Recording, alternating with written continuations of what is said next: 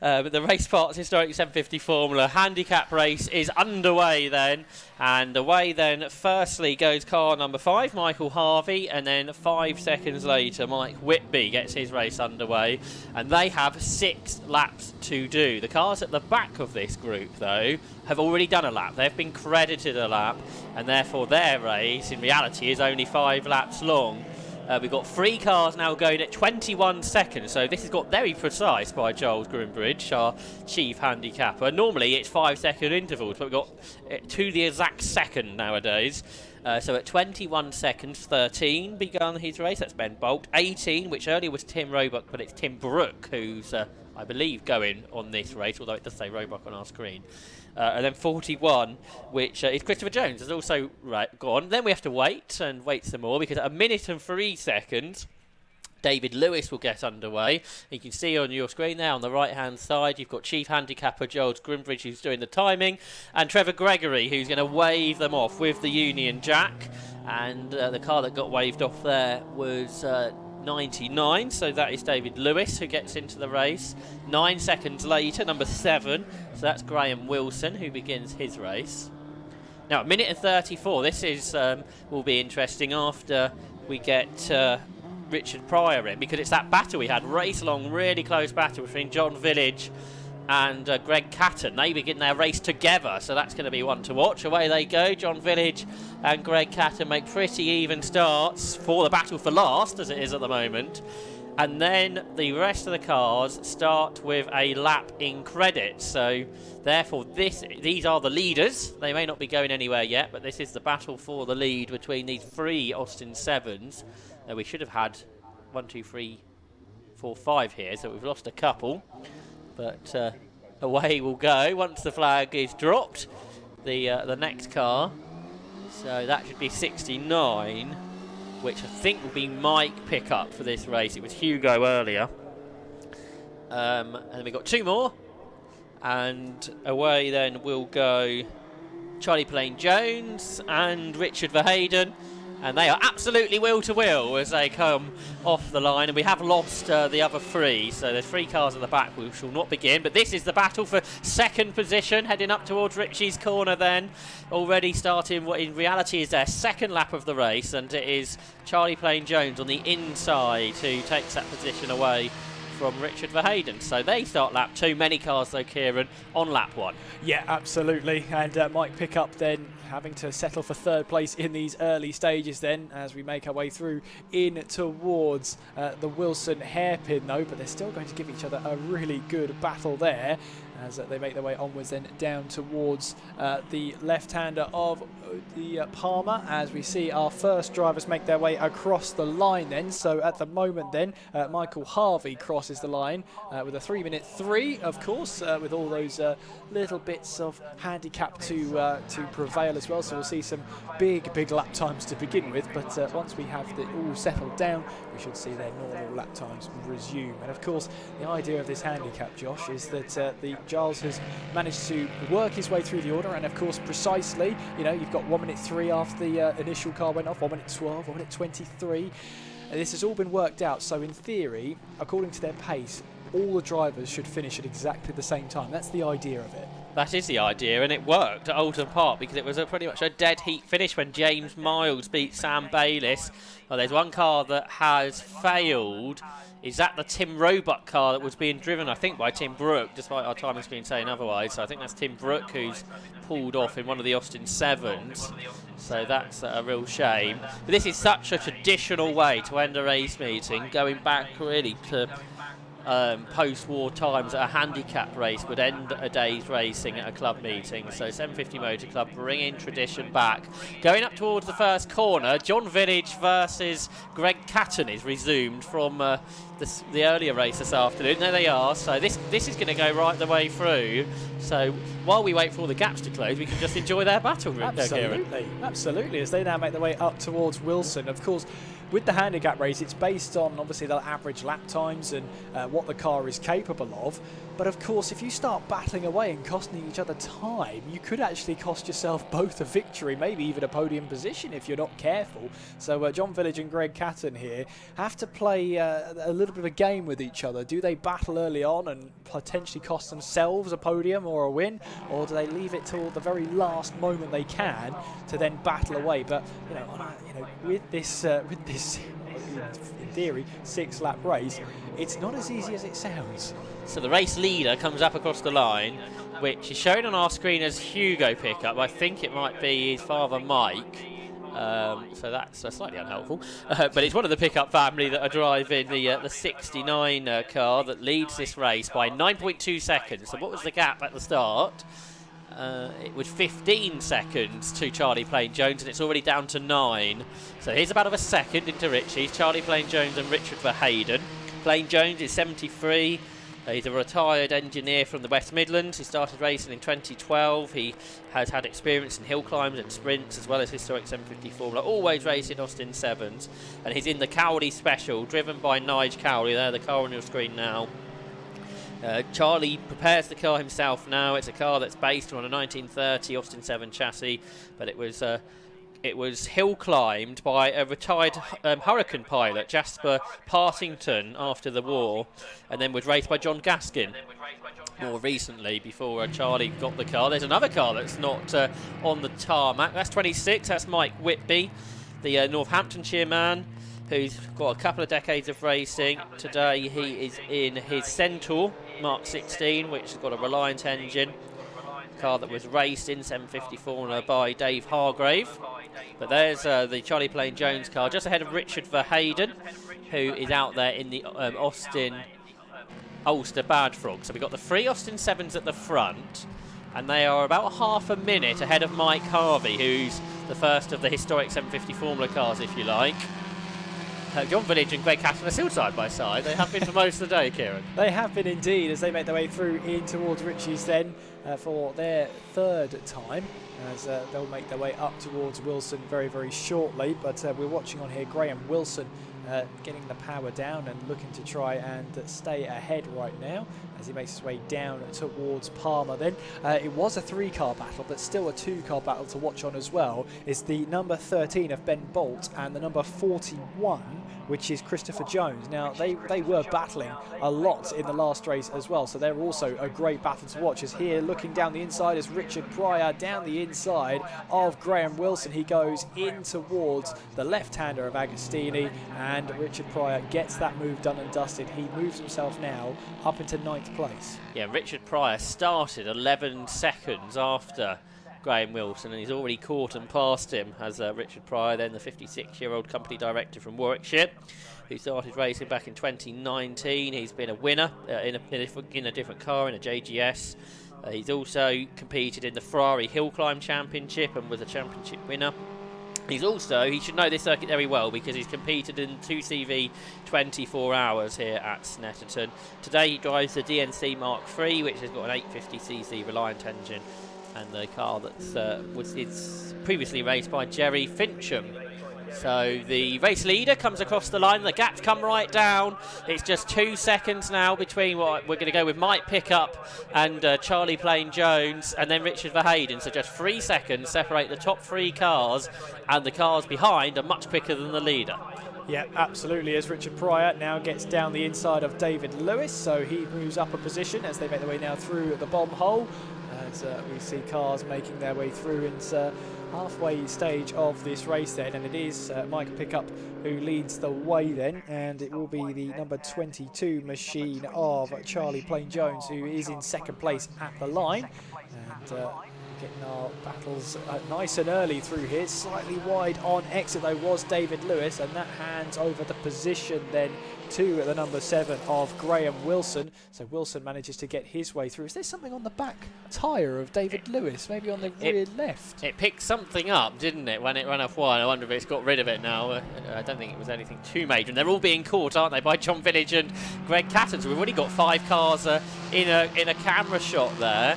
And John Village, there he is, to set the aimshot.com fastest lap at 2 minutes 31.257. So at the minute, he's at a minute behind. He's lapping at 25 seconds quicker than Charlie Plain Jones, and they immediately pass David Lewis there, the pair of them. But for Ben Bolt in fourth, he was only 20 seconds behind the leaders, but going 20 seconds a lap faster already. So I think it's going to be difficult for an Austin 7 to win this race. Just flashing through the shot there, going onto the back straight. The top three were still together, so I'm not sure if we're able to pick that up as they head down the back straight.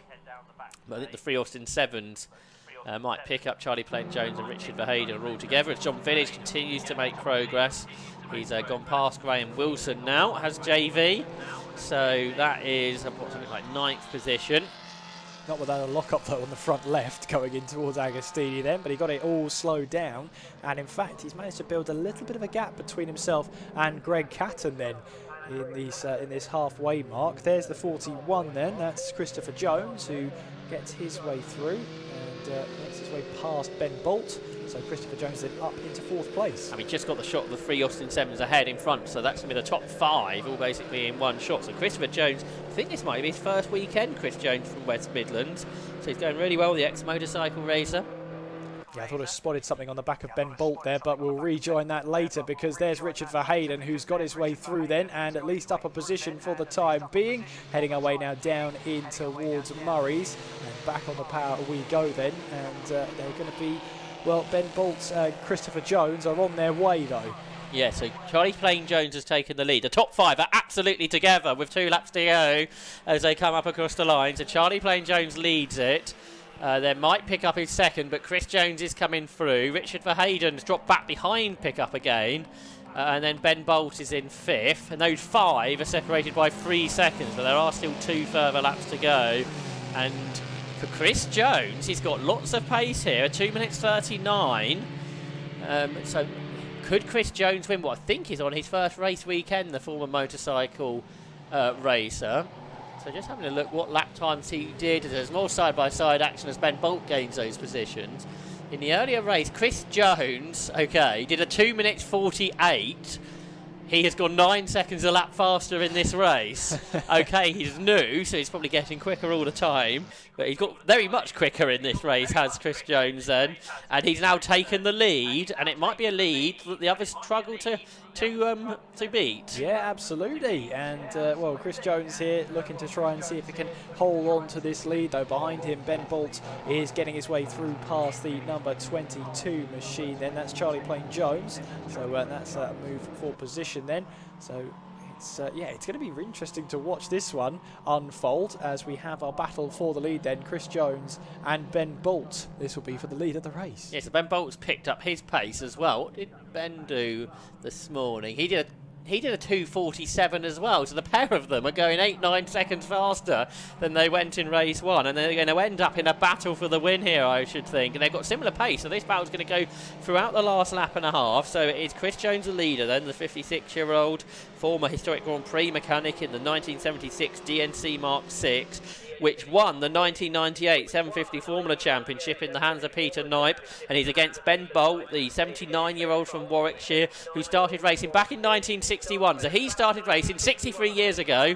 Chris Jones started racing about 2 hours ago in the earlier race, and they are battling for the win here at Snetterton in the historic 750 Formula handicap race. So it's 41 Jones who is ahead of 13 Bolt, who is out there in the 1976 Centaur with the 850cc Reliant engine. It's and he's a former Midland hill climb champion. 4 years on the trot was Ben Bolt, but can he win here at Snetterton? Well, he's got Chris Jones to chase after. These top 2 who are lapping much quicker than they did earlier on, battling for the race win with 1 lap to go. With 1 lap to go then, so it will be Chris Jones who will make his way across the line though. I'm just trying to see whereabouts our leaders are. They're making their way through now in towards the final corner at Murray. So there they are then, out of Murray's they go, and it is John Village ahead of Greg Catton, and Catton has really caught up to the back of John Village because Village had that big lead, and it's now been cut down once again by Greg Catton as they'll make their way past the likes of Hugh Pickup and Richard Verheyden then, as they'll go 3 wide. They will try and make it 3 wide in towards Riches, and that is John Village who gets up the inside and keeps a hold of the position. Greg Catton then with the aimshot.com fastest lap of the race, 2 minutes 28.7. Catton's not done with this then, as he'll look for an inside move then as we head away towards Wilson. Is he later on the brakes? He is. Can he get it stopped in time? He can. Oh, there's a little bit of a moment there though for Greg Catton. John Village has to take a little bit of evasive action by getting out of the throttle, but Greg Catton now overtakes John Village. They're 17 seconds behind the leader. They were 14 seconds quicker on that last lap, so they're not going to be far away. If the lead two aren't as quick on this last lap, they could be nearly there. They're still battling. They're side by side. They're going to catch Charlie Plain Jones for third in a moment, so I think they're going to at least end up on the podium, so we should hear from them with Kieran Morg after this race, what it was like to overtake all these cars and to lap really quickly as well. That 2 minutes 28, a pretty impressive lap time. And actually, that is the fastest lap that's ever been seen in historic 750 Formula here at Snetterton, I think. Oh, and Ben Bolt from second is off, so Ben Bolt is off, but the fastest ever historic 750 Formula lap then, set by Greg Catton, a 2 minutes 28.768, Kieran. Yeah, absolutely, as we round our way off, and it looks like the 13 Ben Bolt did manage to get back out onto the track then. Well, Christopher Jones then has just left him all on his own, and just over that horizon there, over the crest goes John Village and Greg Catton here. Well, if Chris Jones can hold on for a couple more corners, if he can just get all the performance he can out of his number 41 machine, the DNC, will he make his way through the bomb hole? Will he take a victory, or will he be caught by John Village and Greg Catton? Yeah, so couple of corners to go then for Christopher Jones. Chris Jones, who I think this is his first day of racing. We'll be able to check that with Kieran after the race. But what a way it could end. The two are catching behind, but they're not catching quick enough. It's been a good last lap then for Chris Jones in the DNC. On his first day of racing, he's going to win in the historic 750 Formula Series here at Snetterton. He takes the checkered flag first. He may not be aware that he's won it yet. That's what Kieran may have to let him know. And for second place, a race to the line again. John Village is just ahead of Greg Catton. He's urging his car on. It's not enough though. 1300ths of a second separate them. They were 8 seconds behind Chris Jones in the end. Richard Pryor will come home in fourth.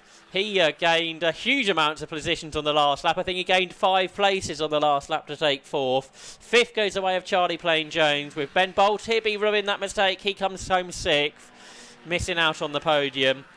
Seventh is Mike Harvey. Eighth is Graham Wilson. Ninth is the pickup car.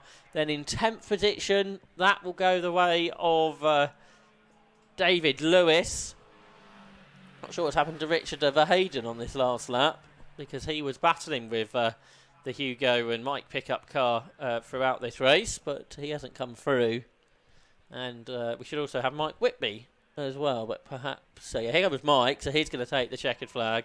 But that was a fun way to end the day, Kieran. Absolutely, always is a fun way to end it with the handicap race, and Chris Jones takes the victory, although I think for Giles Groombridge, he'll remember next time, maybe add a couple of seconds on to Christopher Jones. But if we added 8.5 seconds on it, we're in a very exciting end to the race. But hopefully you've enjoyed being back with the 750 Motor Club, Kieran, this weekend. Absolutely, thoroughly enjoyed it, and thank you for having me back. Well, it's great to have you, and hopefully everybody at home has been enjoying on the aimshop.com live stream. Apologies for a few of the technical issues earlier. Hopefully that's all run much more smoother this afternoon, thanks to the very hard work from our Alpha Live team behind the scenes as well as behind the cameras. Big thank you to all of you that have worked hard today to set up early this morning and then give us the pictures to talk about over the course of today. We'll do it all again in 2 weeks' time at Anglesey on totally the other side of the country, from here at Snetterton on the east of England. We'll be going to the far west of Wales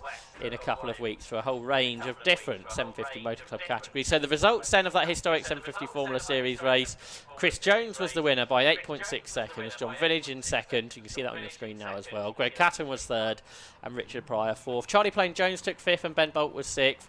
Mike Harvey was seventh, with Graham Wilson eighth. Hugo Pickup with ninth, ahead of David Lewis, and Mike Whitby completed the finishers to the historic 750 Formula Series and the finishers to the final race of the day here at Snetterton. and Kieran has 3 more drivers to catch up with. So let's hear from Kieran Mogg for the last time right now. Well, what a way that was to end the day, absolutely. And Chris Jones, your first win, as far as I understand. And I was just overhearing a conversation there. You didn't actually realise that you'd won. No, hadn't a clue. Hadn't a clue. What a wonderful surprise. I mean, I only finished the car on Saturday afternoon, and I've never raced on a circuit before. And yeah, it's just been a joy. And it's been a fantastic feeling, and the help I've had from a lot of friends in and out of the Formula has just been amazing. But to come and win, total surprise. You only finished the car the other day, and it's your first race, and you've won. I've got a lot high expectations for the rest of the year then. Yeah, why not? Yeah, let's think positive. Absolutely. Well, congratulations then. Brilliant. Thank you so much. Cheers, thank you very much. We'll head over to one of the very popular and very regular figures in the top 3, John. You had to make... I'm a nightmare, you're a nightmare. Oh well, I've been told that all my life. That's fair enough. But you had to overtake a lot of cars then. We did. Yeah, and between you and Greg as well, you're fighting the entire way through. We did have a little bit of an agreement that we wouldn't dice until the last few laps, so... Did you stick to that agreement? I thought I did. I know, I'm pretty sure I saw some dicing. Well, I was in the lead, wasn't I? So, first man passed. Anyway, how's your weekend been overall then? Lovely. Brilliant weather, a bit of racing, fantastic. And competition for once. Exactly. That's what we come racing for. Absolutely. Well, congratulations on the second and the win earlier. Thank you. Cheers, thank you very much. And we'll head over to our third place man, Greg Catton. Greg, if I can just jump in a second, so close you almost had it. Literally, you know, another almost close finish as well. If I could have got out and pushed, I would have done, yeah. Yeah. Absolutely. I mean, obviously, it looked quite hectic out there trying to weed your way through the traffic. Yeah, there wasn't that big a grid though, so but yeah, we caught them up, so I knew we were pretty close to the last lap, so I tried to put some pressure on Mr. Village, but you just can't pressurise him. Well, maybe at the next race. Yeah, well, we'll try. I'm going to lose half a stone at least. That's an excellent plan. Well, I think that's all it took to get over the line. Yeah. Absolutely. Well, congratulations on the third, and obviously look forward to seeing what you can do the next one. Thanks. Cheers. Thank you very much. Cheers. Well, that about rounds it up from us here at Snetterton. It's been a fantastic day of racing from everyone concerned. Everything that we've seen today has been absolutely fantastic. So from myself, from the guys up in comms, from Alpha Live, and obviously, of course, from 750, I want to say thank you very much to you for watching. Thank you very much to the marshals, because obviously we couldn't go racing without them. They are one of the most important things about motorsport, to get out of the way of a car here. But yes, thank you very much for watching, and we'll see you again in the next couple of weeks.